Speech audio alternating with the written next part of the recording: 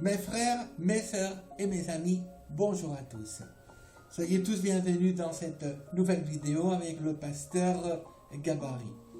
Aujourd'hui, j'aimerais partager avec vous une parole qui se trouve dans le livre des psaumes. C'est le psaume 130 que je voudrais partager avec vous. Vous savez, dernièrement, il y a quelques personnes qui m'ont questionné par rapport à la souffrance. Voilà. Certaines personnes m'ont justement questionné de la même façon. Voilà. À savoir, c'est que est-ce normal de souffrir? Voilà.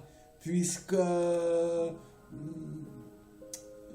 nous sommes chrétiens, que nous sommes croyants, que nous allons à l'église, il est supposé que normalement on est épargné de la souffrance. Alors beaucoup de personnes m'ont fait justement cette question: est-ce normal que on continue à souffrir? Voilà.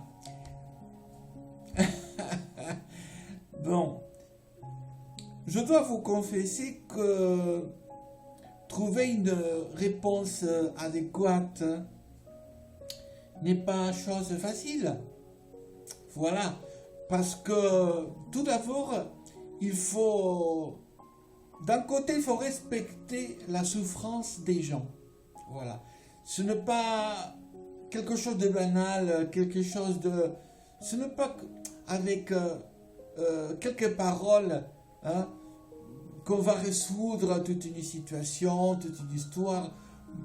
Beaucoup de fois, quand on écoute un problème, quand il y a un frère, une sœur qui nous approche, qui a cette conscience, vous voyez, de nous partager son problème, ne croyez pas que c'est avec quelques mots qu'on va tout résoudre.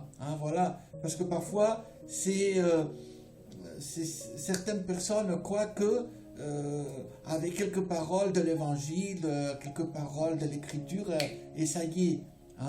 Non, c'est pas comme ça. C'est pas comme ça. On ne peut pas résoudre une vie, on va dire, qui a suivi un certain nombre, on va dire, d'habitudes, des choses, des pratiques. On n'arrange pas une situation en quelques minutes. C'est pas ça. Tout d'abord parce que nous ne sommes pas Dieu. Tout d'abord. Le Seigneur, en un clin d'œil, il peut faire ce qu'il veut. Dieu. D'accord? Voilà. Et nous, on essaye évidemment d'apporter le secours de la religion aux gens. Voilà. Le secours de l'évangile. Cet amour qui dégage la parole de Dieu, on essaye de le partager avec les gens. Mais on comprend bien que on assume que une vie de négligence spirituelle, par exemple 40 ans de négligence spirituelle, ne peuvent pas s'arranger comme ça. Voilà, parce que souvent la personne suit les conséquences. Voilà. Je vous donne un exemple. Supposons une personne qui a pratiqué régulièrement, d'accord, la consommation, par exemple, du cannabis. Cette personne va venir à l'église, va écouter la parole du Seigneur, voilà, il va être touché par la grâce, tout ça, mais n'oublie pas que ces substances-là laissent beaucoup de dégâts au niveau du cerveau, au niveau du comportement. Voilà, il y a toute une sorte de dégâts qui, voilà, nécessitent du temps. Hein? Voilà. Donc, même si les gens viennent au Seigneur, même si les gens se convertissent, tout ça, parfois les gens ont besoin d'un temps, d'accord, pour que les vrais changements se passent. Voilà. Hein? C'est pas comme ça, en claquant les doigts, voilà. Enfin, aujourd'hui, vous savez, on est habitué à résoudre tout, ou à vouloir tout résoudre avec un clic de souris. Hein, voilà, c'est la souris de l'ordinateur. Et on est habitué à cliquer et on croit que quand on vient à la connaissance de la vérité, à la connaissance de l'évangile, on croit qu'il va se passer de la même façon et qu'on va tout arranger vite fait, tout ça. Eh ben, parfois, ce n'est pas le cas. On a besoin du temps. Donc, qu'est-ce qu'il faut là? Il faut être patient. Voilà. Il nous faut de la patience, hein, pour que le Seigneur agisse. Le Seigneur est puissant. Hein. Le Seigneur a le pouvoir de tout changer, de tout transformer. Hein. Mais, évidemment, il y a certaines personnes qui ont besoin du temps. Gloire au Seigneur. Alors voilà, on va ouvrir la parole du Seigneur et on va donc se faire du bien, hein, avec la bonne parole du Seigneur. Nous voilà donc devant la parole du Seigneur et on va lire dans les psaumes 130. Voilà. On va lire le premier et le deuxième, même le troisième verset. Alors, cantique des degrés, du fond de l'abîme, je t'invoque, ô Éternel. Seigneur, écoute ma voix, que tes oreilles soient attentives à la voix de mes supplications. Si tu gardais le souvenir des iniquités, Éternel Seigneur, qui pourrait subsister? Mais le pardon se trouve auprès de toi, afin que je te craigne. Hein? Voilà, nous avons lu donc jusqu'au 4e verset. Alors ce chapitre commence par cette expression cantique des degrés. C'est une expression que nous allons trouver, comme vous voyez, dans d'autres psaumes. Hein? Alors, qu'est-ce que cela veut dire? Alors, ces psaumes-là appartiennent à une petite collection de psaumes qui étaient chantés lors de certaines fêtes, hein, c'est-à-dire quand les pèlerins allaient vers le temple. Hein, et en montant, hein, c'est pour ça qu'on trouve ici le mot degré, c'est-à-dire les marches. Hein, voilà. Donc chaque fois que les pèlerins montaient, hein, par ces marches qui les conduisaient vers le temple, voilà, ils chantaient ces cantiques-là. Hein, voilà. Alors, ce psaume-là, il est vraiment touchant, hein, parce qu'il nous montre bien combien elle peut être grande, la douleur et la souffrance de l'âme, hein, qui est comparable ici à un abîme. Voilà. Souvent, les gens se sont trouvés dans cet abîme. Hein? Le mot abîme nous montre quelque chose de profond. Hein? Beaucoup de gens, par exemple, qui m'ont témoigné de leur vie passée, de ces expériences du passé, hein?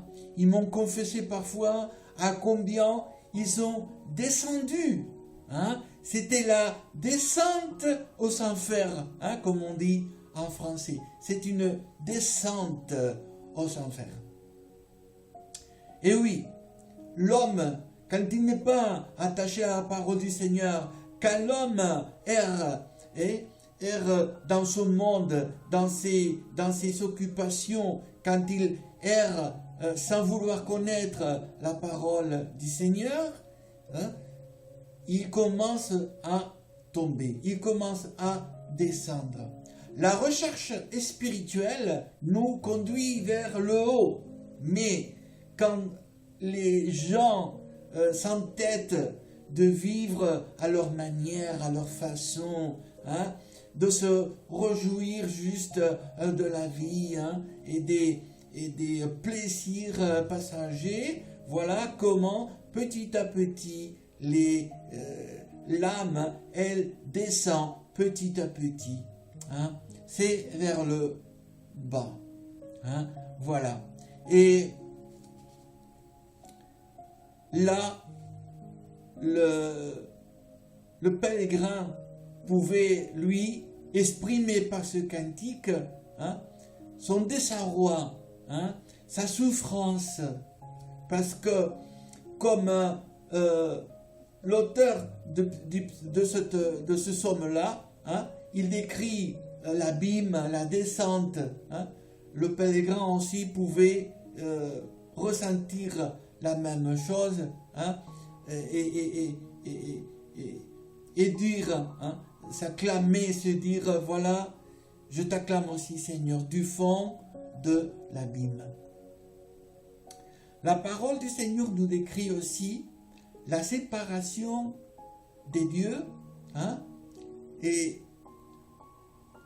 quand on est séparé des dieux, c'est-à-dire les ténèbres et la lumière, hein, on va dire que entre la lumière et les ténèbres, il y a un grand abîme, une grande séparation. Hein. Le péché est séparé de la sainteté. Le bien est séparé du mal. Et Dieu est séparé aussi du diable. Voilà tout. Hein? Il y a donc une séparation. Le péché nous sépare des dieux.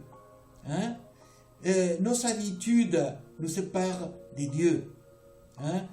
C'est que nous faisons contre la volonté des dieux, nous sépare des dieux. Voilà.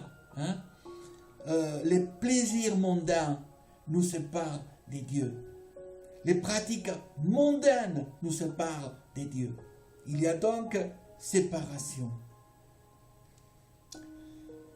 Et justement, c'est comme ça que il est écrit au commencement de la parole des dieux dans la Genèse. Dieu sépara les ténèbres de la lumière. Hein? Voilà. Parce qu'on ne peut pas confondre.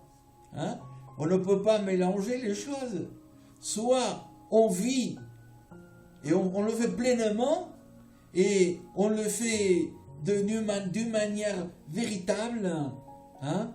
On vit la vie chrétienne. On vit avec le Seigneur. Et si je veux appartenir au Seigneur, ce n'est pas à 80% que je le ferai à 100%. Voilà. Parce qu'on ne peut pas avoir un pied dans le monde et un pied dans l'Église. Hein? Un pied dans le Seigneur Jésus-Christ, un pied dans le diable. On ne peut pas faire ça. Soit on est 100% avec Dieu, soit on est 100% sans Dieu. Il n'y a pas des mélanges, on ne peut pas mélanger cela, on ne peut pas faire une salade. C'est pas possible. Voilà. Et donc, il y a cette séparation. Vous allez me dire, mais c'est terrible.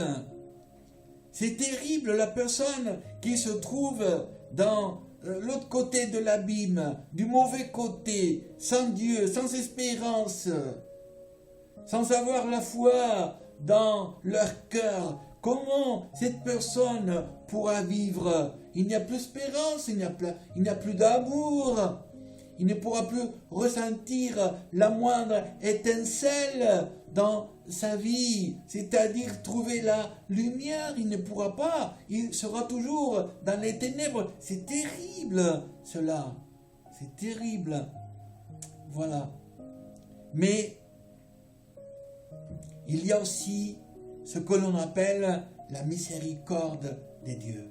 Pour celui qui est dans les ténèbres, pour celui qui reconnaît son péché, pour celui qui se rend compte qu'il s'est trompé et il veut donc se rattraper, il veut changer sa situation. Il se dit, je ne veux plus vivre de cette manière, il faut qu'il y ait un changement dans ma vie. Je ne veux plus être dans les ténèbres, mais ce que je veux, c'est aller vers la lumière. Gloire au Seigneur. Amen.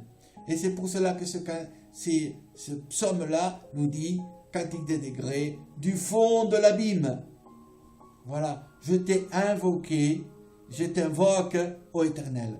Du fond de l'abîme, je t'invoque, ô Éternel. Moi aussi, une fois, vous savez, on a tous fait cette expérience, parfois. On a crié de l'abîme, de la partie la plus basse. Voilà. Là, on est seul. Il n'y a personne avec nous. On est seul. On est dans un gouffre. On est dans un puits où il n'y a plus de fond. Et on fait que tomber, tomber, tomber, tomber, tomber. Et on s'est dit, mais Seigneur, quand cela va s'arrêter. Et c'est là que, quand on se rend compte de notre misère, de notre péché, de notre désobéissance à Dieu, c'est là qu'on se dit, Seigneur, ça ne peut pas être possible. Je veux retourner à la lumière. Voilà. Alors, aujourd'hui, c'est un jour spécial parce qu'on peut invoquer le Seigneur. On peut se faire entendre des dieux. Voilà. Même si on est dans l'abîme, même si on est au plus profond de l'abîme, dans la partie la plus basse du gouffre, et si on crie le Seigneur va nous entendre. Gloire au Seigneur. Puisque c'est promis dans sa parole. Amen. C'est promis dans sa parole. Du fond de l'abîme, je t'invoque. Alors, invoquons le nom du Seigneur. Faisons-nous entendre du Seigneur. Poussons un cri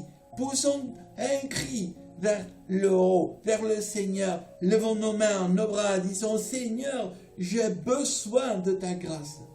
Amen. Le verset 2. Seigneur, écoute ma voix. Que tes oreilles soient attentives à la voix de mes supplications. Voilà. Il est vrai que pendant un temps, Seigneur, j'ai vécu d'une manière qui n'était pas ta gloire. Aujourd'hui, Seigneur, je viens à tes pieds. Et je supplie l'Éternel. Seigneur, entends mes supplications. Amen. Le verset 3, il nous dit, si tu gardais le souvenir des iniquités, si tu gardais le souvenir, imaginez que le Seigneur, il, dans sa tête, on va dire, il n'oublierait jamais ce que nous faisons. Si garder le souvenir, c'est-à-dire, c'est comme si il n'y aurait pas on va dire, une solution pour nous, un remède, voilà. Mais la parole de Dieu nous dit que l'on peut être pardonné et que nos fautes peuvent complètement être oubliées. Gloire au Seigneur. Amen. Si tu gardais le souvenir des iniquités, éternel Seigneur, qui pourrait subsister? Voilà. Si le Seigneur n'aurait pas pitié de nous, qui pourrait subsister. Mais aujourd'hui, c'est un jour de grâce. Amen. C'est un jour où l'on peut venir devant le Seigneur, on peut s'agenouiller devant le Seigneur, on peut crier vers le Seigneur, on peut lever ses mains vers le Seigneur et on peut crier, Seigneur, entends mes supplications. Gloire au Seigneur. Qui pourrait subsister? Personne. Personne. Si on voudrait se justifier, qui pourrait se justifier devant Dieu? Personne. Personne. On a tous quelque chose à se reprocher. On a tous péché. On a tous des fautes. Tout le monde a commis des fautes. Il n'y a une seule personne au monde qui n'aurait pas commis une faute. Tout le monde, on est tous des pécheurs. Mais aujourd'hui, on peut venir devant la face de Dieu, on peut venir devant la grâce de Dieu, c'est à travers la miséricorde. Amen. Aujourd'hui, c'est à travers le sang de Jésus. Voilà, que l'on peut se présenter devant Dieu. C'est par la grâce, c'est par la miséricorde, c'est par le pardon. Seigneur, que ton pardon atteigne ma vie. J'en ai besoin de toi, Seigneur. Le verset 4, mais le pardon se trouve auprès de toi, afin que l'on te craigne. Gloire au Seigneur. Le Seigneur pourrait nous faire disparaître. Voilà, c'est fini, tu as péché. Oublions. Allez, c'est fini pour toi, c'est fini. Mais non, il est miséricordieux. Il est bon, le Seigneur. Le pardon se trouve auprès de toi. Amen. Et c'est ça qui fait que l'on peut craindre le Seigneur. Seigneur, tu pourrais me faire disparaître. Voilà. Tu pourrais me condamner, tu as tout le droit, puisque je péché contre ta loi. J'ai désobéi tes commandements. Je fais ce qu'il ne fallait pas faire. Tu as tout le droit de me condamner à l'enfer. Voilà. Mais aujourd'hui, c'est un jour dans lequel je peux m'approcher de toi par ta grâce, par ta miséricorde, par ton pardon. Pardonne-moi, Seigneur. Pardonne-moi. Malgré mes fautes, malgré mes manquements, pardonne-moi, Seigneur. Voilà. Aujourd'hui, on peut se joindre aussi aux pèlerins qui montaient les marches vers le temple. On peut se joindre à cette prière. Et on peut la faire ensemble. Aujourd'hui, j'aimerais bien que l'on puisse prier de tout notre cœur, de toute notre âme, de toute notre force. Seigneur, aide-nous. Seigneur, viens à notre secours. Pardonne, Seigneur, aujourd'hui nos manquements et nos fautes. Nous avons tous péché, mais aujourd'hui, Seigneur, particulièrement, j'en ai besoin de ta grâce. Veuille, Seigneur, répandre ton sang, verser ton sang dans ma vie, pour que mes péchés disparaissent, pour que je puisse m'approcher de toi et pour que je puisse être sauvé. Que le nom du Seigneur soit béni. Nous pouvons dire merci, Seigneur. Merci, aujourd'hui, tu me sauves. Amen. Que le Seigneur vous bénisse abondamment. J'espère que ces quelques réflexions vous aideront, n'est-ce pas, à trouver la paix, le calme dans votre vie. Vous savez, la souffrance, c'est nécessaire parfois pour que l'on puisse se rendre compte de notre état. Beaucoup de gens, dernièrement, m'ont parlé de sa souffrance. Et je leur ai dit la même chose à tous. C'est à travers la souffrance que parfois on fait la véritable rencontre avec le Seigneur. Donc la souffrance d'un côté, elle n'est pas mauvaise, puisque c'est par la souffrance que l'on peut s'approcher du Seigneur. Parfois on ne veut pas obéir les commandements, la voix du Seigneur. On ne veut pas entendre, on fait la sourde oreille. Hein? Et parfois le Seigneur a besoin de nous secouer. Voilà. Et parfois, oui, on souffre. Mais c'est une bonne souffrance. Parce que cette souffrance va nous conduire vers le Seigneur Jésus-Christ. Toutes les souffrances ne sont pas les mêmes, évidemment. Hein? On ne peut pas qualifier toutes les souffrances de la même sorte, mettre toutes les souffrances dans le même panier, puisqu'il y a beaucoup de souffrances. Voilà. Mais en tout cas, ce que je peux vous dire, c'est que même si l'on souffre, le Seigneur est avec nous. Et la souffrance se fait moindre, c'est-à-dire elle est plus petite. Hein? Elle est plus petite si on marche avec le Seigneur. Seigneur, aujourd'hui, même si je souffre, je te demande ton aide. Même si aujourd'hui je me trouve dans cet abîme et je suis dans un gouffre de souffrance, mais je te demande, Seigneur, aujourd'hui, de venir à mon secours. Voilà. À d'autres, je dis souvent que si l'on souffre, c'est parce que nous sommes humains. Voilà. Ça fait partie des qualités humaines. Voilà. Vous savez, même le Seigneur Jésus a passé par certaines souffrances. Lui aussi. Pourquoi? Parce qu'il était comme nous, humains. Il était divin, évidemment, puisque lui, c'est 100% Dieu, mais en même temps, il est aussi un homme. 100% homme. Il a partagé notre humanité. Voilà. Comme quoi, il comprend bien.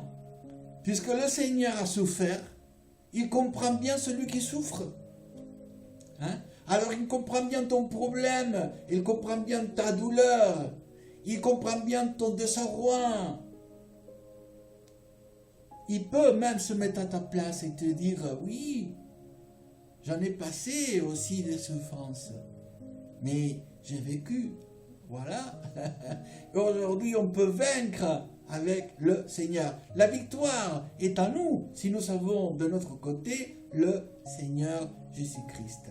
Alors voilà l'invitation que la parole de Dieu nous fait aujourd'hui, c'est de nous approcher de sa grâce et de sa miséricorde.